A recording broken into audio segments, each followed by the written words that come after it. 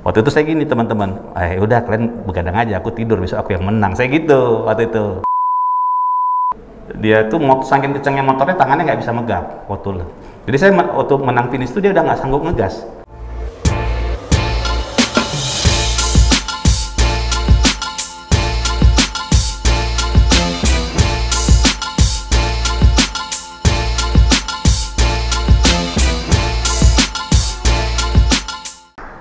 Assalamualaikum Pak Sabra. Waalaikumsalam warahmatullahi wabarakatuh. Boleh nggak Pak manggilnya abang aja? Bagusan abang aja. Bagusan abang aja ya. Mudah kesannya sih gitu. Siap. Jadi nggak terlalu nampak ya. Nyamar ya. Bang Sabra Buana ya. Iya. Bang Sabra, ini katanya pertama kali jadi pembalap. Nggak sengaja. Iya.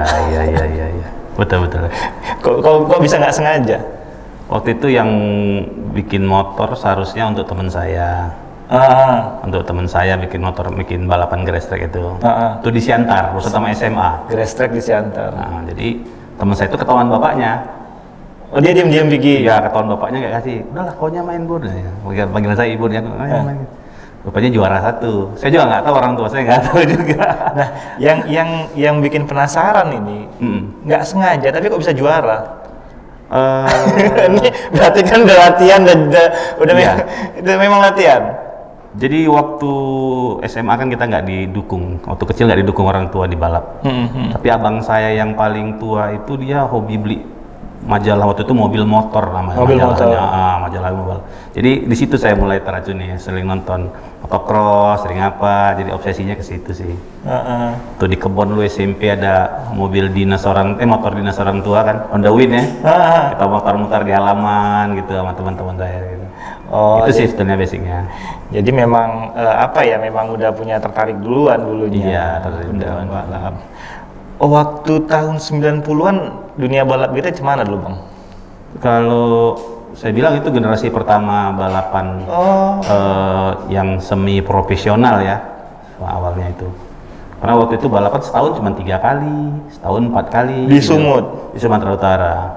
Waktu itu road race, balap aspal, baru masuk tahun 90 itu. Tapi saya belum ikut situ, saya masih grass track. Waktu zaman itu kalau nggak salah road race kita masih main-mainnya seputar lapangan Merdeka. Betul, aja ya? Lapangan Merdeka, bentuknya kapsul, motornya pun belum ada ban-ban ganti, masih standar. Ditaruh karung-karung gitu. Betul, iya. Gitu. Sekarang kan udah lumayan maju ya.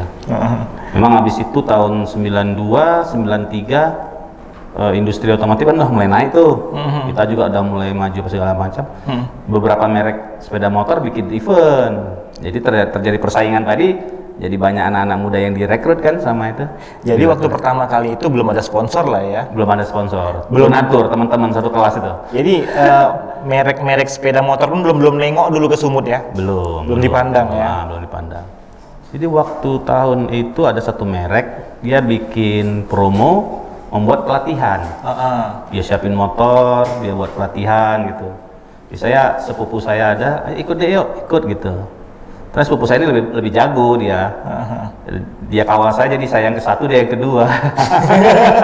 Di situ baru kenal sama orang-orang sepeda motor sih. Itu dari Jakarta orangnya. Jadi awalnya lu grass track. Nah, berarti setelah menang itu orang tua bagaimana, Bang? Unik sih sebenarnya. Kan nggak tahu kan. Jadi kan waktu itu baru di Siantar. Tahunya kan ngawanin kan? Ya kan saya bilang sama bang saya habis UMPTN, habis Sipen Maru zaman dulu namanya. Sipen Maru hari Kamis, hari Jumat saya ke Siantar. Pulang, saya nggak bilang saya juara 1 sama bang saya kan.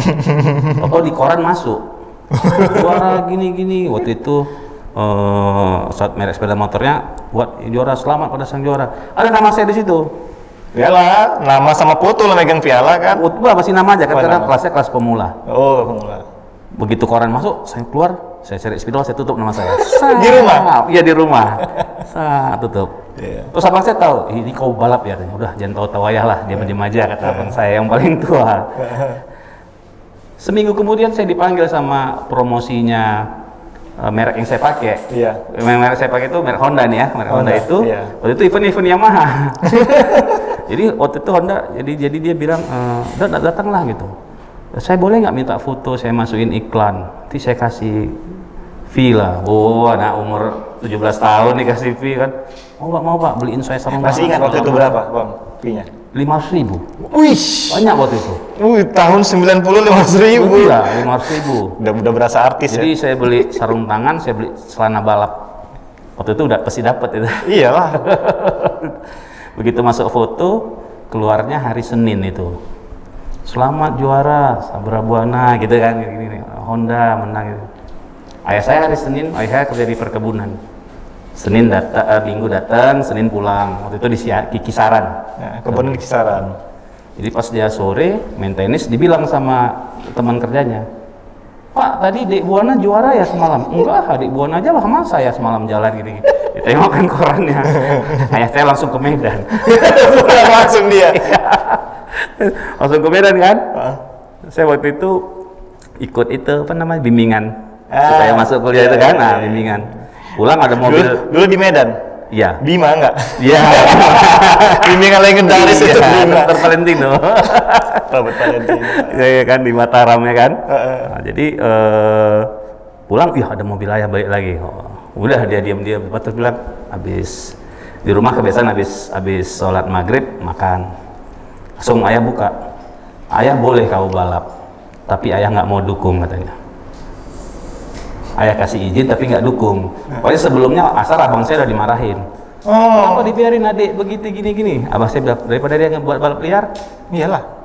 Kebetulan saya balap liar terus sudah 3 tahun. Sudirman. Jadi skillnya itu dari balap liar duluan ya? Mungkin gitu waktu itu. Waktu balap liar kayak kita cerita tadi gejolak muda, bukan balapan taruhan ya. Iya. Waktu Cuma itu masih adrenalin ya Sudirman. kan. Teman-teman saya sekarang anggota DPR semua yang balap sama saya. Yang balap di Sudirman itu dulu gitu. Pokoknya ayah bilang saya gitu, wah saya seneng lah kan, yang penting dapat izin. Tapi ayah nggak mau bantu. Jadi Semuanya mesti 90 saya berhenti balap secara profesional tahun 2000. Dari tahun 90 sampai tahun 2000 itu ayah saya belikan sarung tangan pun nggak pernah. Alhamdulillahnya teman saya pada dukung semua. Itu sih awalnya. Jadi asli dari pertama sampai berprestasi segala macam itu usaha sendiri ya? Iya, orang tua saya enggak. Kan ada namanya kita dekat sama mama kan? Iya. Mak beliin inilah mak, mama diam-diam ngasih uang kan gitu ya. Iya. Alhamdulillah waktu itu rezeki bagus lah. Saya setahun aja saya dibiayai teman-teman. Tahun keduanya udah disponsori sama merek sepeda motor. Honda. Waktu itu Yamaha. Belum Yamaha. Yamaha. Itu Yamaha. Berarti apa ya? Mandiri langsung ya. Dulu kan uang kalau balap-balap itu kan kita uang jajan kita simpan. Iya. Untuk servis motor kan gitu. Untuk servis motor tuh. Waktu dulu kita tahan jajan, orang nonton itu tuh Deli Plaza ya nonton kan gitu kan. Presiden. Kalau makan mie ayam di Apollo dulu kan. Saya di bengkel tuh. Jalan Masjid. Bengkel almarhum Bang Asun itu. Jadi Asun itu pembalapnya yang resmi pertama saya. Asun itu. Walaupun dia kondangnya di balap liar ya. Iya. Udah meninggal ya. Bagus. Jadi jumpa cita-cita masalah balap memang teringat lu zaman-zaman awal SMA ya kan. Iya. Dulu zaman SMA tuh kalau udah pembalap lah kan, walaupun ya balap liarnya kan, udah ganteng kali. Ya Bang Sabar dulu termasuk cowok ganteng gak sih? Dulu saya gini, saya dari SMP sih memang suka ngoprek motor. Jadi masa remaja itu banyak di bengkel saya. Iya. Banyak di bengkel saya. Jadi kok teman-teman dia hangout, saya di bengkel aja gitu. Terusan sampai sekarang. Jadi menang pertama 90, kemudian berkarir sampai 2000. 2000 yang secara profesional 2001 sih. 2001. Habis itu berhenti. Perjalanannya gimana, Bang? Naik terus atau naik turun? Atau gimana? Alhamdulillah bagus sih waktu itu saya. Tapi banyak dibantu teman-teman sih. Makanya kadang-kadang pingin punya tim namanya jasa teman ya. Teman yang bantu semua. Iya betul saya bilang. Karena orang tua saya nggak dukung, teman bantu. Ada itu Haji Iksan tuh teman saya. Dia beliin motor untuk saya. Motor tuh Poswan waktu itu ya. Poswan. Itu punya mekanik saya Bang Ibri. Itu dulu mekanik yang ngasih motor. motor. Saya juara di daerah balap ke Sentul. Ke Sentul. Dan 3. Jadi untuk Sentul tuh kita orang kampung lah, orang daerah kan, Sentul kan seneng kali gitu. Jadi pas kita balap tuh lepas start saya ke 1. Betul nggak nih ya? Betul nggak nih? Dapat start nomor 1 gitu, betul. Berarti di kualifikasinya menang lah kan? Waktu itu kan masih acak gitu. Nggak pakai kualifikasi ya? Pakai acak. Memang nggak pakai transponder acak. Kok bisa ke depan? Memang cuma saya finishnya ke 5. Jadi setiap di trek lurus kita nyalip, di tikungan dipotong. Memang kita nggak pernah kan, namanya orang daerah kan. Iya. Jadi motor itulah yang hampir sampai habis karir saya ikut terus. Pemberian mekanik tadi. Pemberian mekanik ibar sama teman saya tadi, Aji Ihsan itu. Aji Ihsan. Iya, Aji Ihsan itu. Jadi sampai dulu motor itu kenceng tapi bentuknya kurang rapi sih. Orang Jakarta bilangnya, teman-teman saya bilangnya underbone Batak. Underbone Batak. Karena dari Medan gitu kan. Iya. Bang, kan abang 2001 selesai balap, tapi kan tetap di dunia balap ya kan? Iya. Kalau abang lihat generasi balap abang sama yang sekarang gimana bang generasinya? Waktu saya dulu 90-an kita kan modal nekat nih, nggak ada yang ngajarin. Dulu saya dibawa sama tim yang saya itu ke Jakarta, baru saya lihat. Situlah kita belajar kan, kan ada pelatihan-pelatihan gitu. Kita bawa ke daerah. Jadi keterusan, jadi saya adik-adik yang lain pada saya apain gitu. Jadi sambil membalap, sambil belajar juga awak ya? Iya. Nggak balap, justru udah ikut belajar ya? Waktu itu saya racing holic kali lah gitu. Mungkin udah berencana juga nih, aku nggak mungkin terus-terusan balap ya. Tapi mempersiapkan diri juga nggak bang? Kesuran juga sih. Habis itu bikin tim yang malah ngabisin duit kan. Bikin tim, pinginnya adik-adik ada yang ngerusin. Apalagi waktu tahun 99 akhir itu habis krisis moneter kan kita terhenti balap. Iya. Nggak ada balapan. Ngaruh juga semua 98 itu ya? Ngaruh. Terus 97 ada asap dulu kita kan. Ada asap juga tuh ganggu. Pertama kali dulu. Oh, berarti kalau dulu 97 kita ada namanya GP Indonesia. MotoGP dulu, kita dulu GP namanya, Grand Prix 500. Saya ikut seleksi tuh, yang 125 cc dan saya masuk sebenarnya. Terus bisa balap sama Rossi, karena saya nggak bisa terbang ke Jakarta, nggak jadi. Nangis saudara. Aturan nggak di sini sekarang ya? Nggak, tapi itulah sejarahnya gitu ya. Dari sini dikasih ikut latihan ada. Cuma gara-gara nggak bisa terbang ngasap itu ya? Iya, karena dari 96 udah ada kelasnya, kelas Asia kita ikut. Waktu main Asia itu saya masih dapat 5 besar, lokal 5 besar gitu. Jadi untuk syarat ikut itu harus 110% waktunya dari yang tercepat, baru kita lolos gitu. Mau ikut hari Kamis mulai, Senin nggak bisa terbang, Selasa nggak bisa terbang, ya udah terus batal sih. Paling super lisensinya udah dapet. Hilang kesempatan emas itu ya. Habis itu moneter. Jadilah awak mengabdi pada Sumatera Utara bang. Gitulah. Apalagi waktu tahun 2000 itu balapan itu udah dianggap bukan mainan anak bandel lagi sih. Waktu zaman kita dulu kan anak balap pasti anak bandel. Iya. Gitu kan. Jangan main tuh sama si Buana, tuh ngebut-ngebut aja, gitu. Gitu. Waktu itu gitulah seperti itu. Tapi tahun 2000-an udah mulai balapan itu, pembalap udah mulai dikontrak segala macam. Bukan saya pernah didik ada lebih dari 5 orang adik-adik.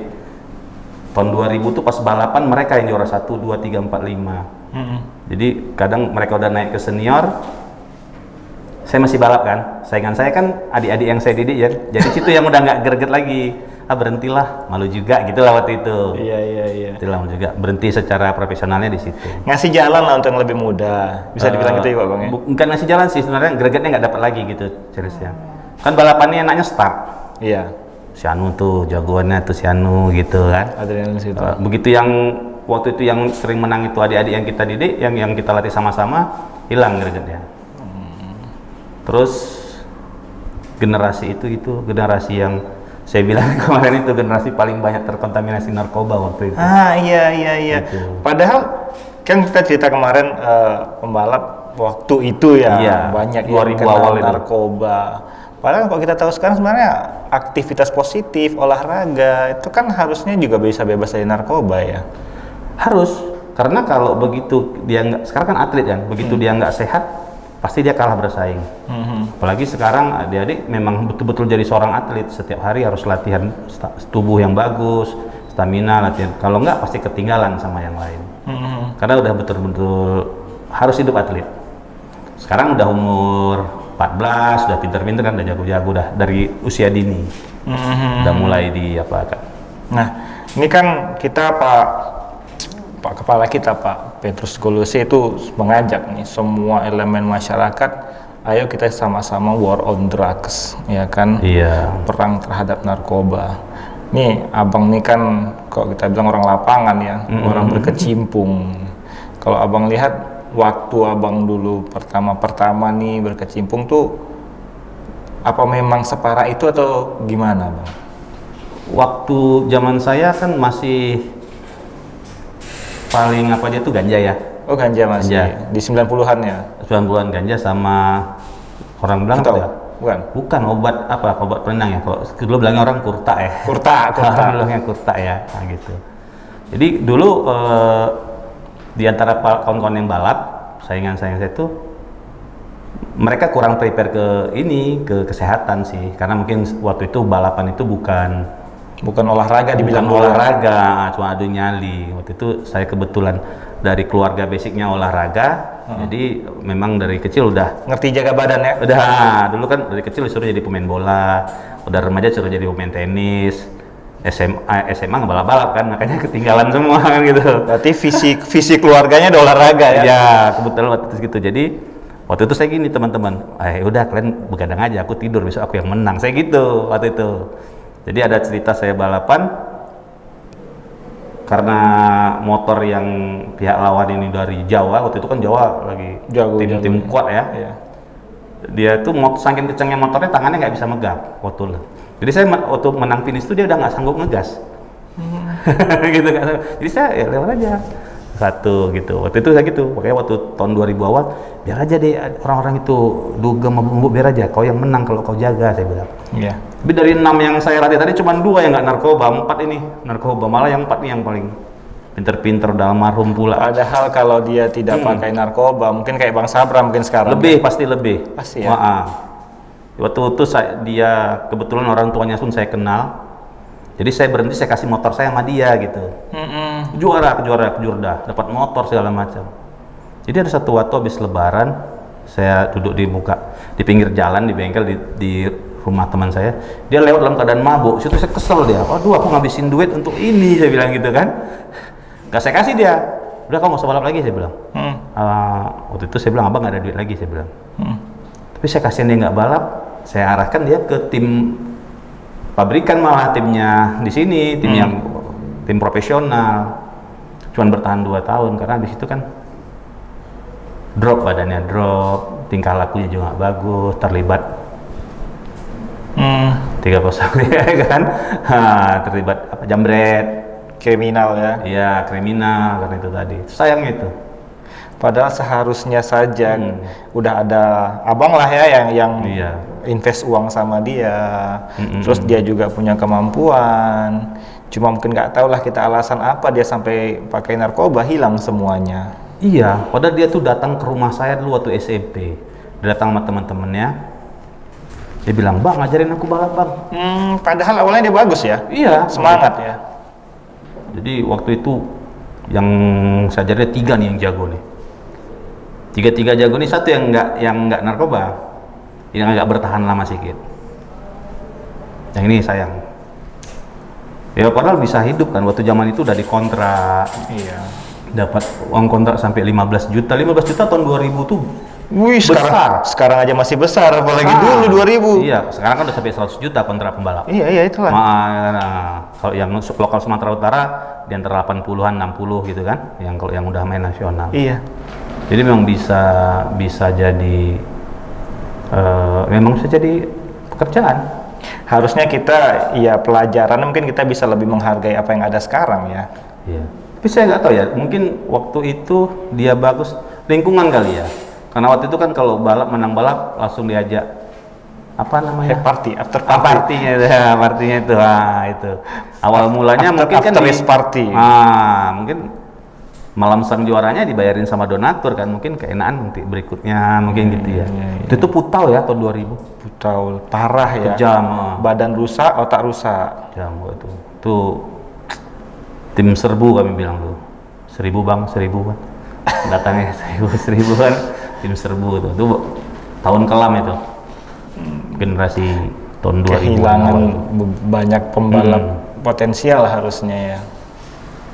Itu yang bisa panjang waktu itu, yang paling top itu kita pembalap itu ada Firman Parera ya, Firman Parera.